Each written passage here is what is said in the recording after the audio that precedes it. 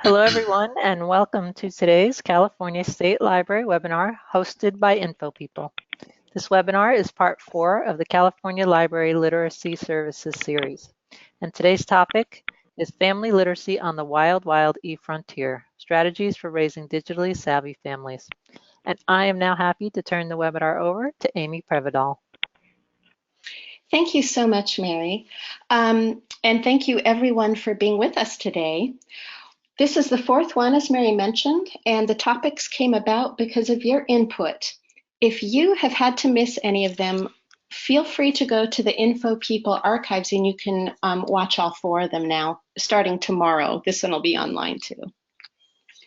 So just some housekeeping ideas.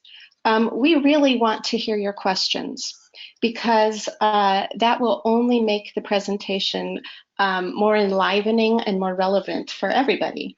So type your questions into a little box called chat box, and periodically I'm going to collect the questions and we can address them. We are also going to have a few breaks in between sections that are specifically a time to step back and ask questions and make sure that we are able to address what people want to address who are here with us today. Any materials you find here, please feel free to share because there is no such thing as stealing in adult education. It's all there for us to use. So download documents, materials, add to them, change them to make them relevant for your particular site. And do download this tomorrow and beyond that if you happen to miss a point or if you know that there's a document that you would like. And having said that, the CLLS website is in process. So all of the documents, not only from this webinar, but from the previous ones, will be linked to the state's website so that you can download them from one easy spot. Okay, in today's webinar, we're going to talk about the research that tells us about the impact that media use and overuse has on family members of all different ages, and what we can do about that when it comes to supporting family learning and when it comes to designing family literacy programs. We're also going to look at resources specifically designed for families and for educators like ourselves who support their learning to make digital choices, to take the power for themselves and to have more confidence in deciding what's going to happen with technology at home. And finally, we will get to see high quality digital resources for families and children because we know there's a lot of stuff out there that might not be so good. And so we just have experts who've been able to glean some lovely things that you know are good stuff. And that leads us to our fabulous experts. Today, I am so delighted to introduce to you, if you don't already know them, a couple colleagues from programs in California. Brian Castaigne is a literacy and learning specialist and the Veterans Resource Center coordinator at the San Francisco Public Library's Bridge at Main. He has over 25 years of experience making technology relevant and engaging for diverse populations. He has worked in homeless shelters, drop-in centers, and several public library systems. He joined the San Francisco Public Library in 2000 as Project Read's Literacy Learning Lab and Family Literacy Coordinator. Brian has taught technology classes on everything from transit apps and streaming devices to personalized greeting card production. And he's designed computer labs to be fun and friendly community spaces. Isn't that what it's all about? In his spare time, Brian traverses the hills of San Francisco on several well-worn vintage Vespa scooters in search of tasty food and live music. So we are so delighted to have Brian. Applause, applause. Okay, next, we have our friend Kim Noriega, and she's the Family Literacy Coordinator at Read San Diego at the San Diego Public Library. Kim has 28 years of experience in library and literacy services. She was a finalist for the 2017 Toyota Family Teacher of the Year Award and the winner of the 2010 Urban Libraries Innovator Award.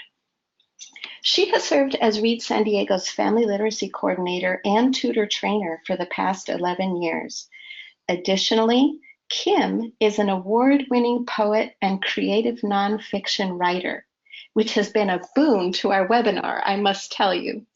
She teaches poetry to all ages in libraries, recovery homes, and online through the Poetry Barn.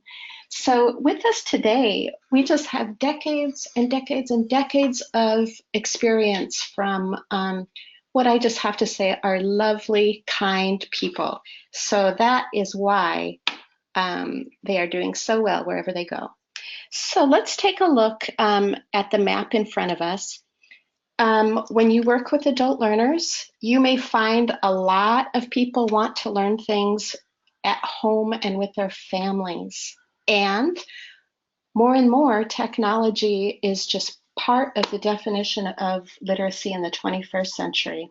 So you think about your own past today, how you use computers, tablets, smartphones, and we'll see how some of these learning goals play out and how they might play out in family literacy learning. Let's take a look at Kim's Technology Bootcamp and take it from there, Kim. Thank you very much, Amy. Good morning, everyone, and it's my great pleasure to be here with you today. So I'm going to talk about our Technology Bootcamp that we do at Read San Diego. It's a traditional family literacy, and because we started doing this prior to the implementation of the new definition of family literacy, serving low-literate adults with older children. So our primary target here are the 0 to 5, so the low-literate adults with 0 to 5s. And I want to emphasize that all of our programming is, as Amy was showing, the roles and goals, very learner-centered. So we decided to do this Technology Bootcamp based on roles and goals, intake surveys, kind of in some of their informal things, surveys that we do, but also just talking with our parents and finding out what's going on with our families. And so that's how we came to this series. It's a 4-week series, and it's a very traditional program in that we are doing all the components, that child and parent together time, story time, art, books for home libraries. But the parenting discussions all revolve around different aspects of technology and media use. And really the goal is to educate and empower our families to make those good choices for themselves. Each week includes resources, discussions about things like brain development and early media use, etc. So in this picture that you're seeing here, we're doing something that is a connections activity, and you can see there's yarn being stretched across. And what we're doing is, it's really important to us that our parents see themselves as our partners. Like, we're just partners. They have a lot of information they can share with each other, so it's important for them to have a lot of input. And what we're doing here is kind of an icebreaker. We're talking about the different things that we already do that are media free, like singing, taking walks and putting things out, reading to our children. And it's a great visual on building those brain connections. So we're talking about brain development here with our children, with our families. And we want to provide our families with resources that we know are research-based and trusted for media use guidelines. So, for instance, the American Academy of Pediatrics, this is a portion of their policy statement. I'm just going to go ahead and read the screen for you. Technologic innovation has transformed media. We know this, and its role in the lives of infants and young children. And more and more, they're being used across all different socioeconomic households.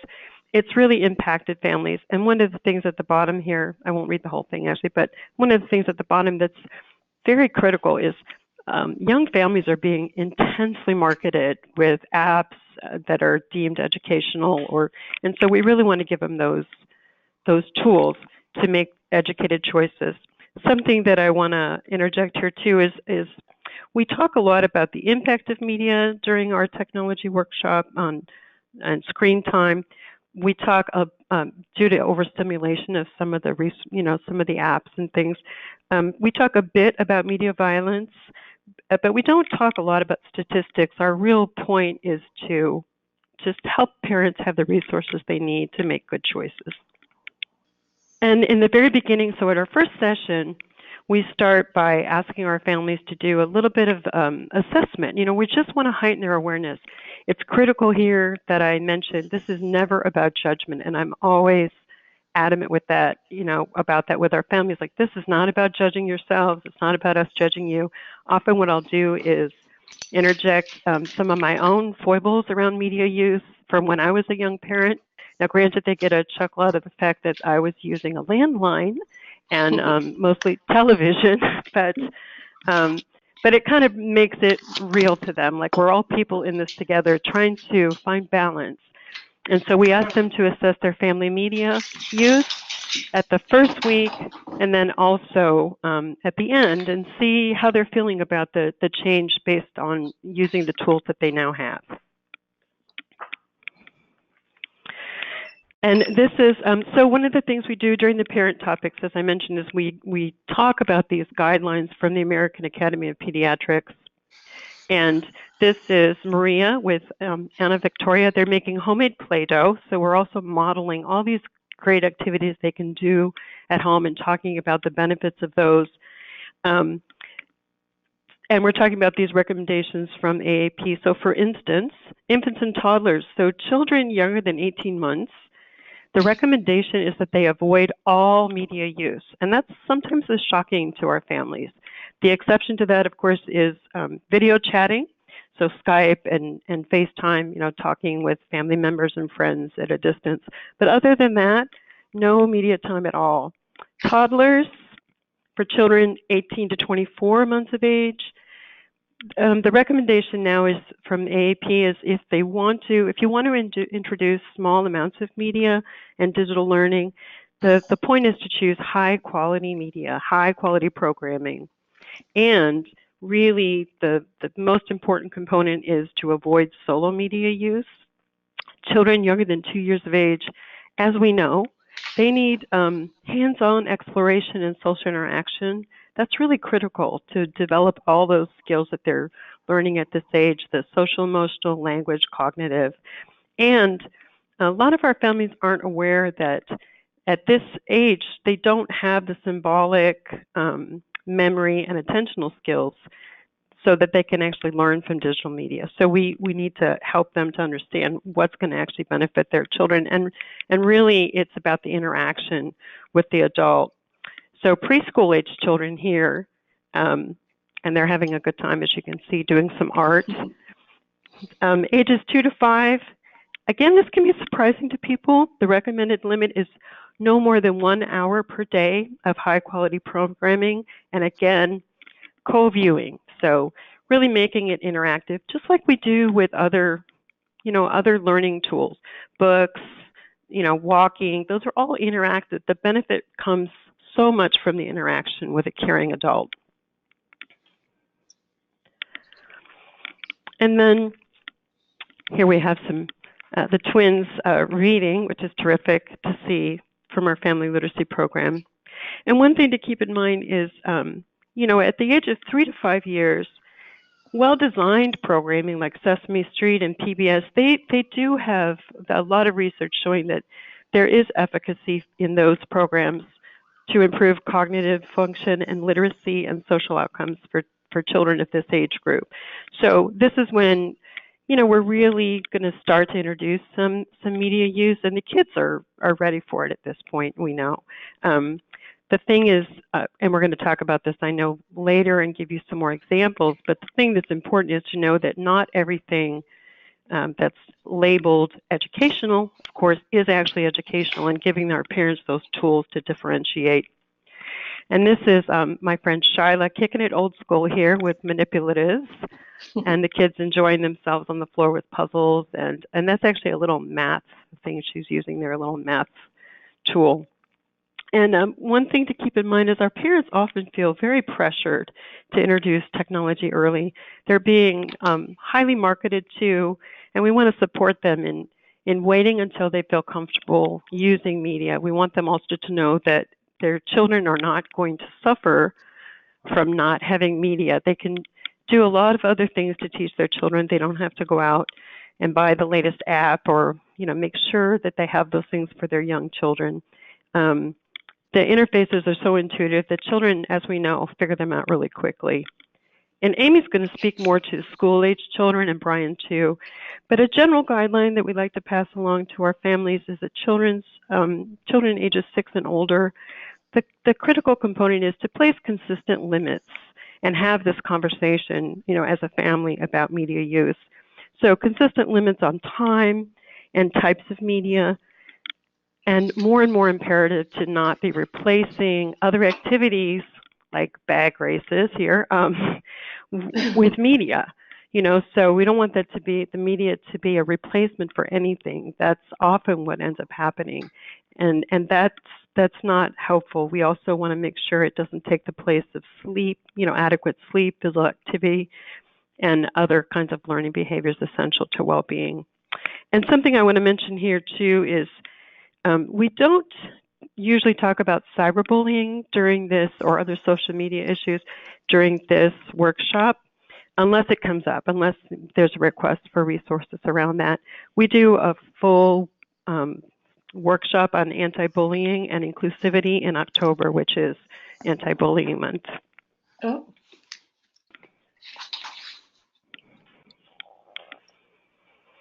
And we like to provide a lot of other activities. So during the family literacy, the technology boot camp, we have all those components, but we also have family days, which is what you're seeing here, making gingerbread houses and making a craft on Mother's Day. So we want to give them lots of hands-on activities for the whole family, especially outdoor activities like gardening. So here we're planting cosmos together with the families, which they enjoy quite a bit.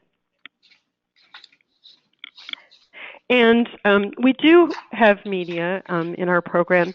We just rolled out Learning Upgrade, which is a learning software that we started with our adult learners, and now we've also introduced to the families. But again, shared media use is the focus. Learning Upgrade is a software that works with reading and math, and they can use it in our computer lab, which is featured here, also on their smartphone or tablet or home computer.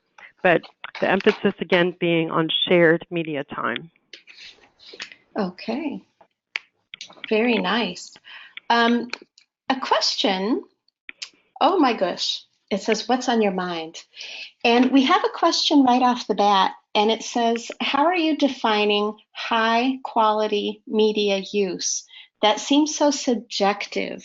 And I think it is subjective, so I want to toss that out to Kim. Do you have a comment about that? Well, I do, and I'm also going to defer to you and Brian, because I know we have more coming up on that later about really defining that. But there's a lot of resources that define high quality media use, but one of the things that's important to keep in mind is we're not looking for just rote learning. We want some kind of interaction, and also not something that's so hyper-stimulating that the children can't really take the information in. So that's a general nutshell variety of what I'm talking about, but we have some resources that we'll kind of drill down on later on in the program to share exactly what we mean by that. Good question. Okay, thank you, Kim. And Brian, do you have thoughts about what it means to have high quality media use? I don't know, I guess just stuff that is thoughtful and helps people increase their vocabulary, their communication, help them engage with the greater world and their family, I guess. Okay, that sounds good. And I think that there are a lot of kind of might sound like common sense, but that is subjective. And we're going to take a look later on at a website called Common Sense Media that has an actual maybe a 5-point checklist of how does media affect, and this is for older children, how does it affect your life? And There'll be a whole, I want to show you all a fabulous website that is very much about this question right here, is how are you defining high quality media use? Because we are so navigating a brand new society and raising children in an environment that no one has raised children in before. And so we're looking for resources that are so on top of that to be able to give us information to make decisions. So we're going to put that into the section 3 of this webinar. And now what we're going to do is we are going to shift over to Brian Castaigne about engaging families and adult learners with technology. What do you think, Brian? Sure. So hopefully I'll hip you to a few additional, specifically library resources for thoughtfully engaging with technology. As Amy mentioned, adult learners, often when they come in, they state amongst their goals being able to better utilize technology and also in relation to their family. When I was doing the family literacy here at Project Read, our larger goal was always of helping the adult learners improve their skills and then better support their families. And if a learner improves their technology fluency, it will definitely help them engage and better support and curate their family's use of tech and also social media. Okay, so feeling more comfortable yourself, you're better able to advocate and be in charge when it comes to your kids. Absolutely. Okay, cool. Okay, and this is an example of actually a library program that's open to everyone, but grew out of a multi-generational program we did with Project Read, where we had the teen children of our learners work with other adults in the program to better work on their phones and tablets. And we created kind of a blueprint where the teens would then ask certain questions, make sure they didn't just solve the problem for them, but actually ask what they would like to be able to do with the technology, and then express that, and then help the adult better use their device.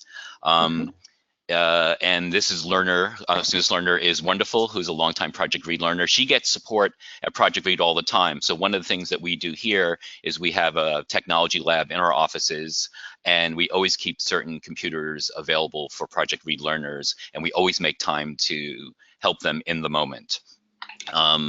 And this program, so Wonderful came to this to get additional support, and so now she has connections with this library staff member, so she's more comfortable with the library in general. And just a side benefit, if you're able to do this in your library system, is this kind of program promotes kind of intra-library collaboration and also career development for different staff members. So we have people from all different departments coming in for 1 hour a week to do this project. Wow. Okay. And do you have advice about starting up something like this, or is it just sort of an organic process? Well, it grew much like adult literacy, a learner-centered thing. We were charged with helping people download ebooks, and this was about 4 or 5 years ago, and we noticed that folks were struggling with their phones and tablets in general. So we created this class based on that need, on that express need to be able to use their phones and devices. In doing this, I would make sure that you had enough people to be able to provide some one-to-one support. So we actually have staff and volunteers, and I have a guide which is available to everyone if you want it, where you ask certain questions. Also, just to make sure you've like I said, so people take the time to find out what the learner's needs are, that you actually express what you're going to do, that you actually ask for permission before you hold someone's device. So I think working through some of those things will also avoid some maybe problems, interpersonal problems with folks. But it's been it's a super popular class, and so. Great, thank you. And we also have a top 10 tips for tech tutors and how to engage in that environment. Okay, maybe we can put that on the website as well. Okay. As I mentioned, I'm doing a lot of classes now for older adults, who we call bolder adults. So just basically be able to use technology in fun and meaningful ways, which also helps them engage with their family members. So they're actually, connecting with their grandchildren using social media. We've done a bunch of classes within that. We also started a new series called Guilty Pleasures. And this one was just, hey, let's have some fun with with technology. And as we were watching cat videos, which was the hook to get people in, we were showing them how to be comfortable with using YouTube and know how it works, how to create a playlist or how to turn off autoplay, and just basically be able to understand and have some, I guess, fluency with using this social media. Okay. And also at that class, I'll mention, we had an unexpected family literacy moment of where someone actually was driving by and saw the sign for it. We did it at a branch library, and a woman came in with her 10-year-old son who wanted to create his own YouTube channel. So we then took the time to describe how we could use software to to shoot videos, edit videos, and how we could actually create his own channel with, and that was done with the mom. Thank you. And one thing that we've always done at Project is we've always created handouts, which are really helpful because you never know when that reachable, teachable moment is. And we often would put something on the calendar and someone wouldn't come for that class, but they would ask about it a few days later. So we always have something that will provide that content. And something like this, we also put live links into the PDF. So if we're able to email to someone or have it on the desktop, and it's also how we conduct, if we do a workshop, we use that as the format. Instead of like using a PowerPoint for that, we do everything live. Like we use a laptop, we'll use a phone, a tablet, whatever we're trying to show someone, we'll use that device. And in this case, we would go directly to those links. And if we're talking about using Hoopla, we would click and we do Hoopla in real time. Okay. Brian, I wanted to make a comment about having a resource list like this. It's a lot. You have to really plan for some staff time to be able to keep everything up to date because resources change, addresses change. And so that's why, on the screen here, you'll see that there is a link and you can download the actual San Francisco Public Library link and then take out what you don't have and add in what you do have. And then be sure to remember every so often, you've got to make sure that the links are live. So that's something nice about being able to borrow other people's work is you have the template set up for you. And it's also a way to make sure links are live as you transfer from one site to another. So let's take a look. And that page I'm going to update soon, so there'll be some additional handouts there, and I'm going to have them up as PDFs. But if anyone would like the Microsoft Word version so that they can adapt it more easily, just email me for that. Okay, thank you, Brian. Sure. Okay, and I guess we'll just mention a few of the library resources. Hopefully your library system has them. If not, and you think they're going to be helpful, perhaps you might want to advocate, helpful for you for doing your programming and also for your learners and tutors to use. Perhaps you want to advocate to your administration. One tip we can give you, which a lot of folks don't know, is that there is a general reciprocal agreement with many California library systems where if you're a California resident and you are in person at a different library system, you can get a library card from there. So if you're visiting San Francisco and you have your ID with you, you could get one of our library cards and you could use Hoopla and Canopy and Flipster and all these other things.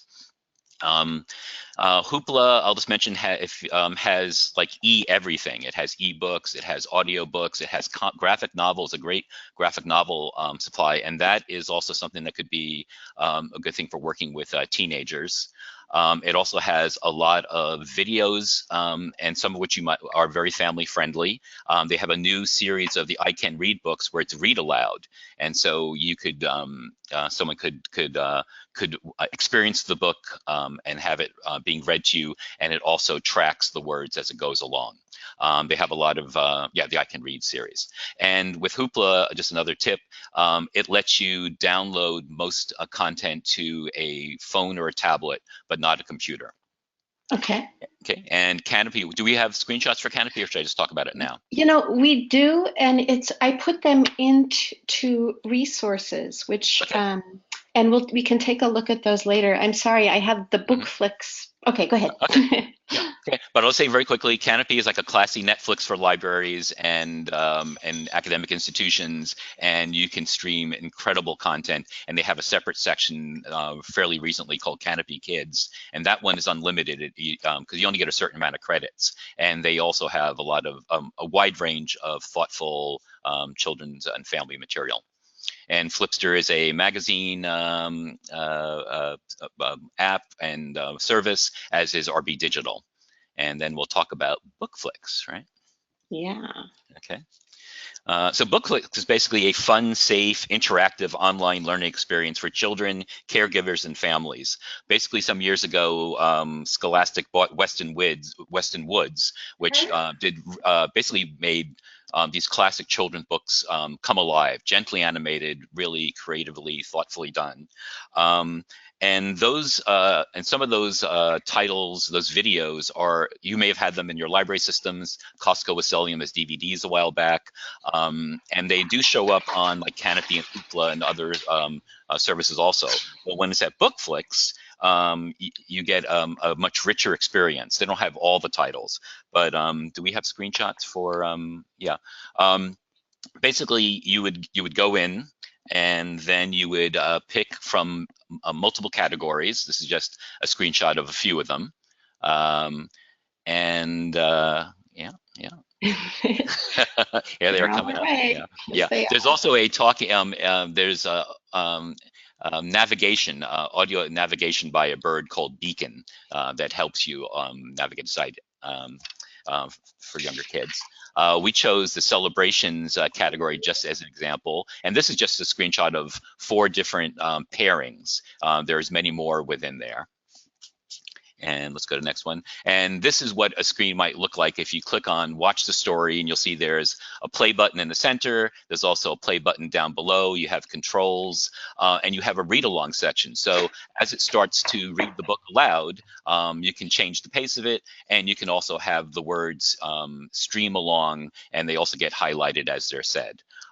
If you click on read the book, which is just one below, there's always a thematically related nonfiction title, and then that book will be read to you also. There's puzzles, there's a word match, and it's also audio based, so it'll say the word, then you click on the meaning. There's other activities, including meet the creators, and that also has been recorded, so you can read it and or listen to it, and there are then links going from that. So this is a tool where you could perhaps use it like if you were going to be showing a video as part of a story time or something. You could do this, which would be a bit richer, where there's built-in activities where the words are going across the screen, and where everyone can engage together, like doing, say, one of the puzzles or something. Okay. Okay, and once again, and it does, yeah. Oh, sorry. I was going to ask you, so it's kind of incorporating that you're doing this together.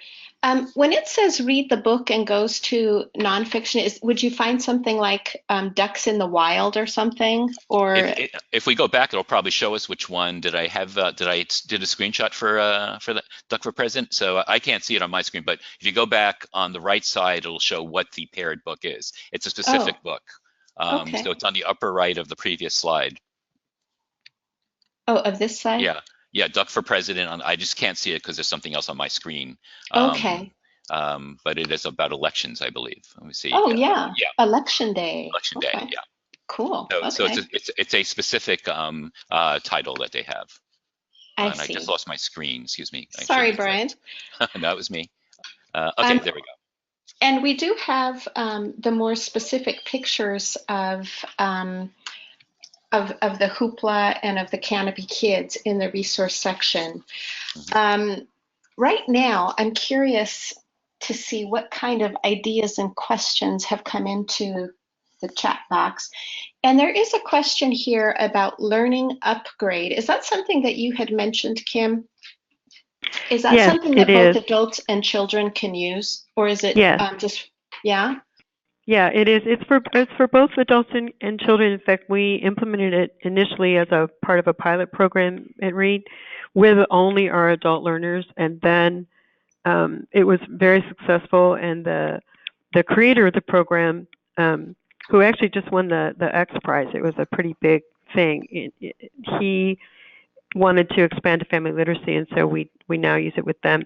Admittedly, it's a little sing-songy in the lower levels of sounds and such, but our adults don't seem to mind it. They really like it a lot because they can use it in between their tutoring sessions on their own devices.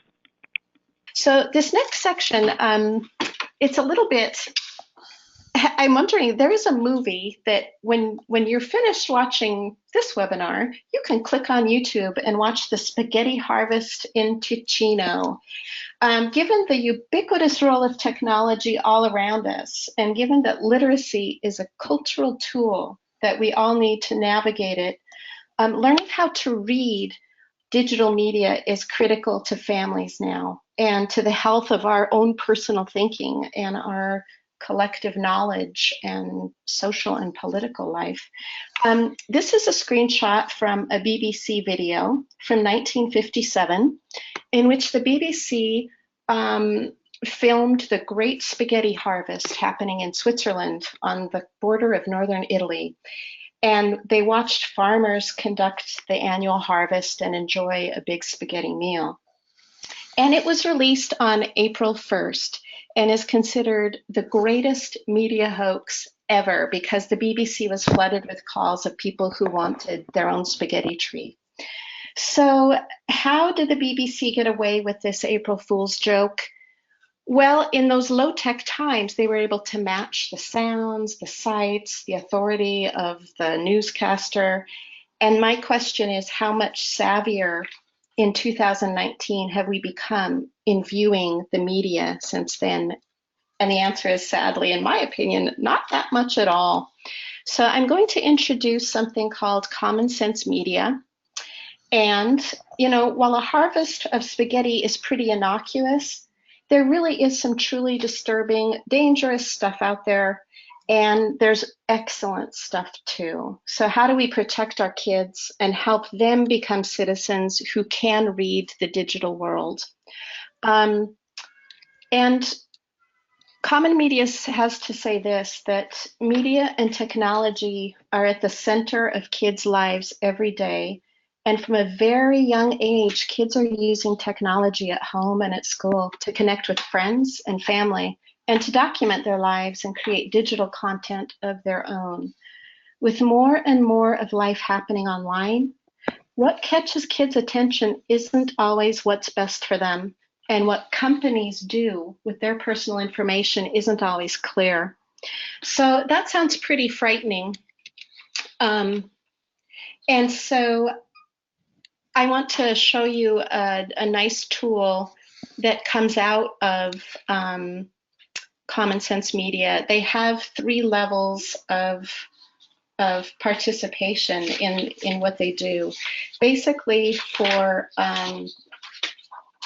they have a whole section for parents that you can enter in any app, any game, any movie, books, all sorts of digital, anything digital, and they will review it in terms of violence, appropriate sexuality, language, gender stereotype, racial, ethnic, all sorts of stereotypes, and they will give advice to parents about who should not be watching this and for what ages could it be good for, you know, to enjoy as a family.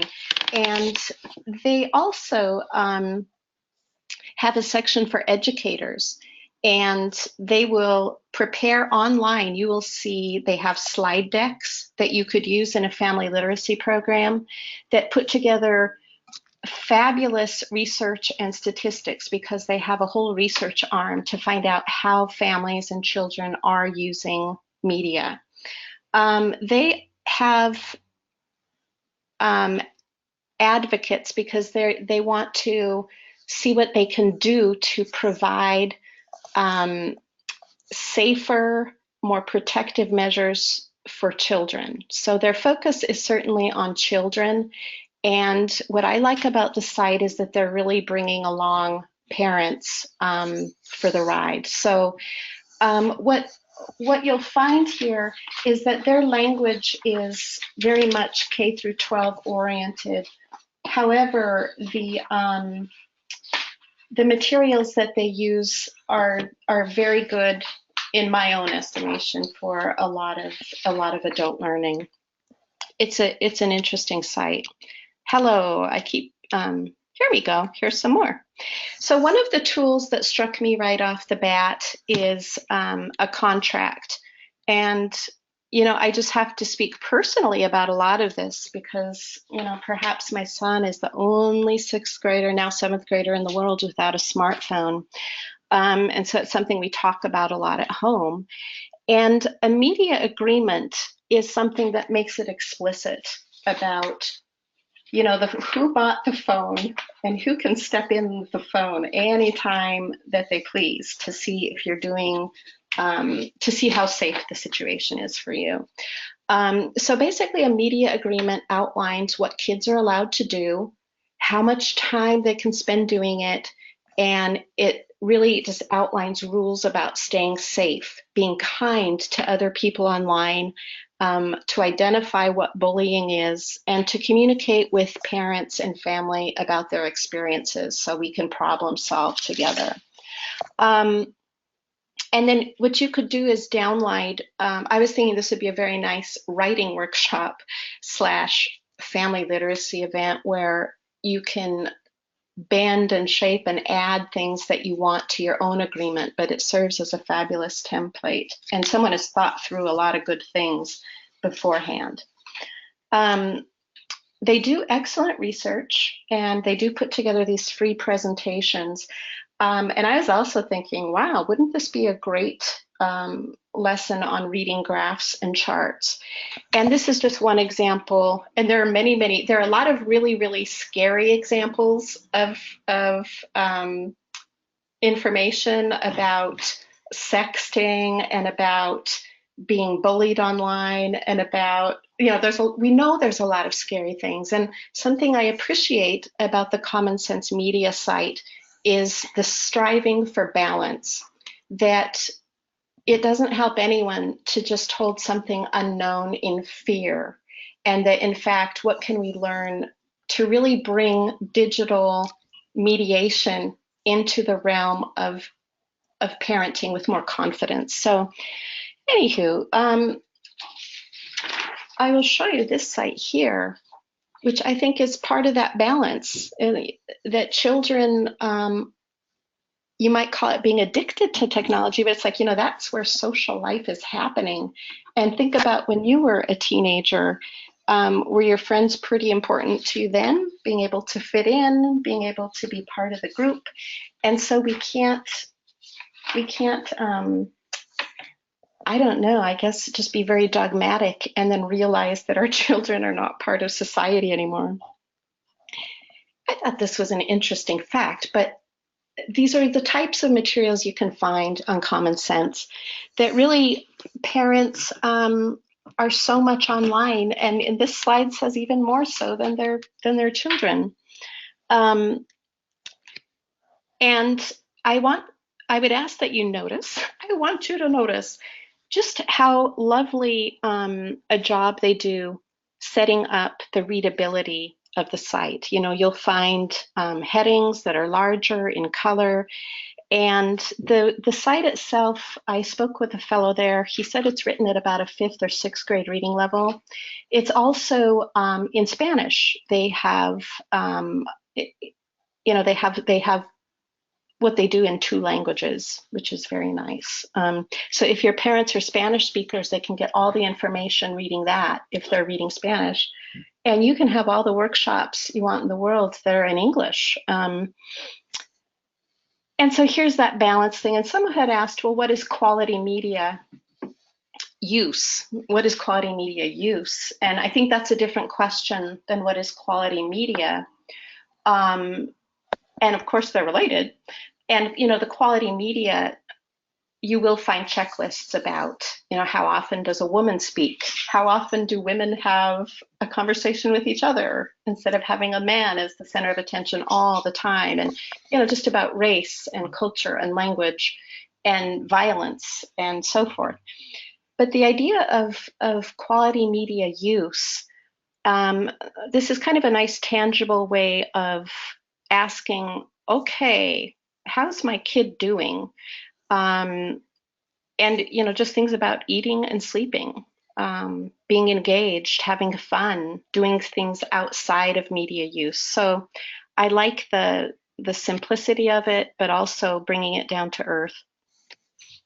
So these are some scenarios. I went to a workshop at my son's school from them, and I know that we were a room full of parents who had a lot of questions and fears. And I think the best thing is like, wow, we'd have these conversations. What are you going to do?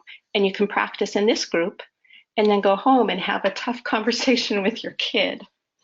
So I just want to show you another. This is a sample lesson topic from Common Sense Education. They have 3 sections: the advocacy, the parents, and the education. And the education is the one where you can download all the materials, all the handouts, a lesson plan, how much time it might take. And they have some very nice learning scenarios already packaged for you to take and use as you please. All right. Students, and I thought this was just critical in why do people put misleading information on purpose out there? So this was written for about 6th grade kids, and they have a similar lesson for 2nd to 3rd, 4th to 5th, tweens, and for high school students. And I think that the language itself is not childish. And I could see myself wanting to have a great workshop on this particular topic with adult learners about spotting and being able to identify being manipulated. All right, my friends, so we have some more questions here. And someone said about Common Sense Media, so it's out there, which makes me happy. I want to say that I've used it, and we have families of all religions in our program. What is nice is that the site doesn't push any particular religious view or definition of what is appropriate, and gives the parents neutral ways to discuss their family's view on things. I would agree with that too. Someone wrote in, is this something that you schedule as an event, or do you coordinate between the specific teen volunteers and adult learners? I think this is about a Brian Castaigne issue here. So I'll start again. and it's probably about the drop-in for technology. Is this something that you schedule as an event, or do you coordinate between the specific teen volunteers and adult learners for a time that suits those pairs? How does the nuts and bolts work?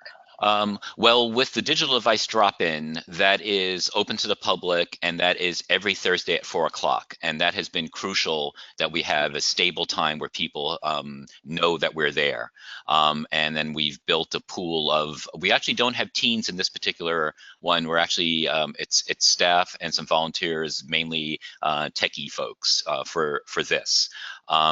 There are teen computer core and some of the branch libraries where and that's on a regular scheduled basis, and that's a different library program. The original program for Project Read, which is some years ago, that was something we scheduled maybe perhaps 3 times, and consider that once again an intergenerational experience, and that was coordinated. We did it as a specific time with specific youth volunteering. Okay. And then in general, Project Read has always had a computer lab that's been part of our general space, which I do think is kind of crucial and is kind of, a hearth here. And there's always staff here who will make themselves available to help a learner when they hit any kind of impediment, whether it be technology or something else. And if we can't do it at that moment, then we will definitely schedule, a time as soon as possible to work with them. So an adult literacy learner has a lot of support here in particular. Does that answer the question? It does, and then someone wants to know more. And it says, do you have suggestions for trying to schedule that? Because at our library, it seems like we can never find a time that works for everyone. So I don't know if we can help with that, but if you Yeah. have any other advice to toss, we'd love to take The it. other advice I guess I would give with this is consistency and patience. So we've been doing this for many years now, and the attendance was up and down. And there are times when perhaps we thought, well, I don't know if we ever thought whether or not it was worth it, but I think over time we built a community of folks who knew about it. There was word of mouth, and people come back on a regular basis to improve their skills, mainly, if not exclusively, older adults. So the biggest advice is actually going in and saying, I'm going to stick to a regularly scheduled time for a while and build it over time. We've also encountered, I think, a change in technology where technology has gotten more complex and people are feeling bamboozled and frustrated and less than, in a way that maybe they didn't a few years ago. And so they're coming to us now for that. So I think perhaps the need has gotten greater. We're also seeing a lot of the quote unquote Obama phones. What are those? Lifeline assistance. They're Lifeline assistance phones, so they're free phones that come with a data plan with them, and they tend to be somewhat underpowered and sometimes a little glitchy. So people do need support with using them. But it's a free phone and free access, to the internet. So and so for some folks, that's the only way they're going to have it. So. Brian, could we get some contact information out to the listserv of how to get an Obama phone? I want an Obama phone. Yeah. In fact, we were hoping to get one so we would be able to help people better use them. We've seen a few in the field that are now, I think, some Samsung slightly upgraded models that might be working better. So we might be in a better spot right now. But it's usually someone is on the street, at least here in San Francisco, with a little pop-up kiosk, and that's where they're giving them away when someone, I guess, proves that they meet the qualifying low-income. Okay. So does anyone out there in webinar world have any more questions or issues that they'd like to put into their chat box? Because it's been a delight to be able to get a taste of some high quality digital materials for families and to be able to see resources that will help families make their own choices and gain power from doing that when it comes to technology, and also seeing family programming that really addresses how to use or not to use media and what can happen outside of the media world when people come to the library to a fabulous family literacy program. So what we can do now is you will see some resources in the very back of the webinar pages when you go online. And these are all of the Canopy Kids examples that Brian was talking about earlier. And then there's quite a bit of stuff taken from other sites that I think would be very helpful for family literacy and that really are the basis of Kim's fine work for her family literacy program and for the digital boot camp. So with that, we have a very nice treat for you, which is we have adult learners and we have a great movie. And I'm wondering, Kim, could you tell me what we should watch right now? And we're going to give it a try. Yeah, I was thinking it might be nice to see maybe just see Erica Sias and her young son, since we don't have a lot of time. I think that would be kind of nice. And then maybe the story, Sidewalk Flowers. So Sidewalk Flowers is a book in our family literacy program. We always do the take-home books, and for the technology series, we base those on some aspect of media use or non-media use or just something. And of course, one of the foundational tenets of family literacy is parents as teachers. And this book kind of speaks to what are you modeling for your kids, and just to have heighten that awareness. And then we have a little clip of long-term mother of 7, actually. So she has a range of children that she's learning about media use from age 16 to 4. And we have a little clip of them. So those would be the 2 that I would recommend. It's Erica 3 and Sidewalk Flowers. Thank you so much. You're like a DJ now. Okay. It's Erica 3 and Sidewalk Flowers. Here we go. Okay, but don't say cheese. Okay, no cheese. This is going to be a video. So we want a nice video for Stephanie and Miss Kim, okay? So you just, no cheese, just nice. Okay, ready? Okay. This is my youngest one, Santiago. Want to say hi, Santiago? Hi. Santiago, do you want to share what are some of the favorite things you like to do at home? Play with trucks and play with cars and play with trains and color. Oh, I know you love to color. And I like to play with cars.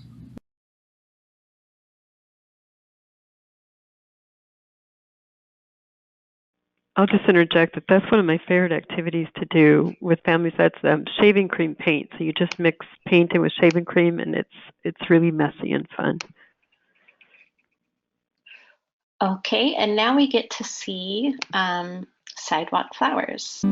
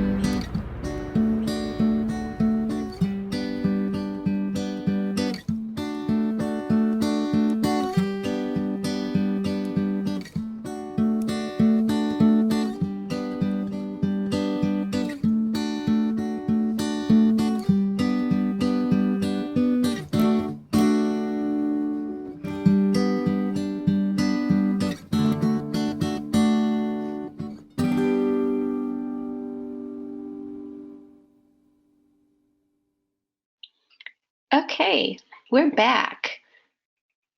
Hello. Can you hear me, everybody? I can. I can. Good. So, what did you notice about that video? That's what I want to know. Well, I'll say what I noticed. You see the dad's shadow, and he's talking on the phone, right? And then you see all these interesting things in color. I guess that's a big part of the book, huh, Kim?